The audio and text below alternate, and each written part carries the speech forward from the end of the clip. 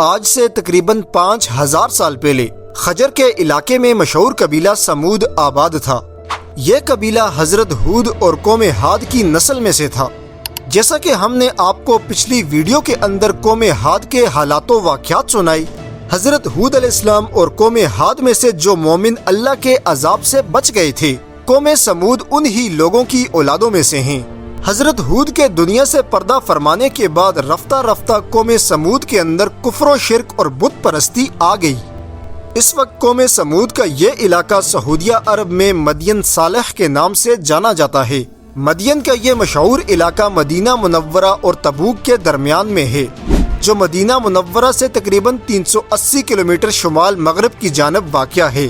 تبوک کے موقع پر جب نبی صلی اللہ علیہ وسلم اس علاقے سے گزرے تو آپ علیہ السلام نے اپنے صحابہ کو ان آثار قدیمہ کو دکھا کر عبرت پکڑنے کی نصیحت فرمائی کہ یہ ان لوگوں کی بستی ہے جن پر اللہ تعالیٰ کا عذاب نازل ہوا تھا، لہٰذا یہاں سے جلدی گزر جاؤ، اور جس جگہ پر اللہ کا عذاب نازل ہو تو ایسی جگہوں کو سیرگاہ نہیں بلکہ رونے کا مقام بناؤ۔ الغرض واقعہ کچھ یوں ہے، حضرت ہود علیہ السلام کے بعد حضرت صالح علیہ السلام حضرت نوح کے بیٹے سام کی نسل میں سے ہیں۔ اللہ تعالیٰ نے حضرت صالح کو قوم سمود کی طرف نبی بنا کر بھیجا۔ قوم سمود نہایت طاقتور اور پہاڑوں کو تراش کر گھر بنایا کرتے تھے۔ دیگر گمراہ قوموں کی طرح ان لوگوں نے بھی بتوں کو اپنا معبود بنا لیا۔ حضرت صالح علیہ السلام نے اپنی قوم کو بے رہا سمجھانے کی کوشش کی کہ صرف ایک اللہ کی عبادت کیا کرو، کیونکہ عبادت کے لائق صرف وہی ایک ذات ہے۔ لیکن قوم سمود نے اللہ کے نبی حضرت صالح کی بات جھٹلا دی۔ ایک مرتبہ جب آپ علیہ السلام ان لوگوں کو نصیحت فرما رہے تھے تو آپ کی قوم نے آپ سے مطالبہ کیا کہ اے صالح، اگر آپ ہمارے سامنے پہاڑ سے کوئی اونٹنی نکال دکھائیں پھر ہم آپ پر ایمان لے آئیں گے۔ حضرت صالح علیہ السلام کی دعا پر اللہ تعالیٰ نے پہاڑ سے ایک زندہ اونٹنی نکال دکھائی۔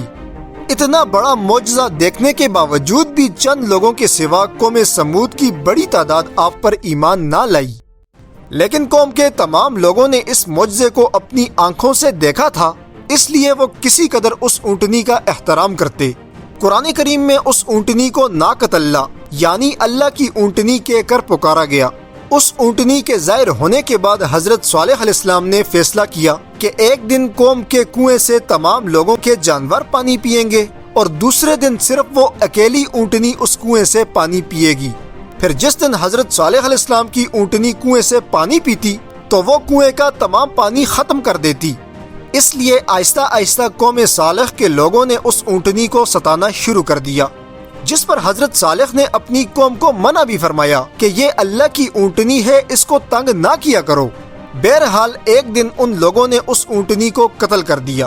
اب حضرت صالح سمجھ چکے تھے کہ ان لوگوں پر اللہ کا عذاب نازل ہو کر رہے گا، چنانچہ انہوں نے اپنی قوم کو بتا دیا کہ صرف 3 دنوں کے اندر تم لوگوں پر اللہ کا عذاب نازل ہو جائے گا۔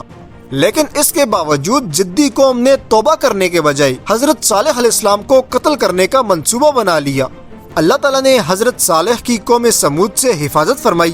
پھر آپ علیہ السلام اپنے ساتھیوں کو لے کر مدین کے علاقے سے باہر نکل گئی، کیونکہ آپ علیہ السلام جانتے تھے کہ اب کسی بھی وقت اس قوم پر اللہ کا دردناک عذاب نازل ہو جائے گا۔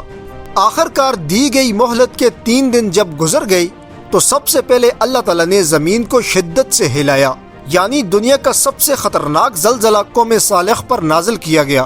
اس زلزلے میں جو لوگ زمین پر بسنے والے تھے ان سب کے مکان زمین بوس کر دیے گئی، زمین جگہ جگہ سے پھٹنے لگی اور اس میں آدھی قوم کو زمین کے اندر دنسا دیا گیا۔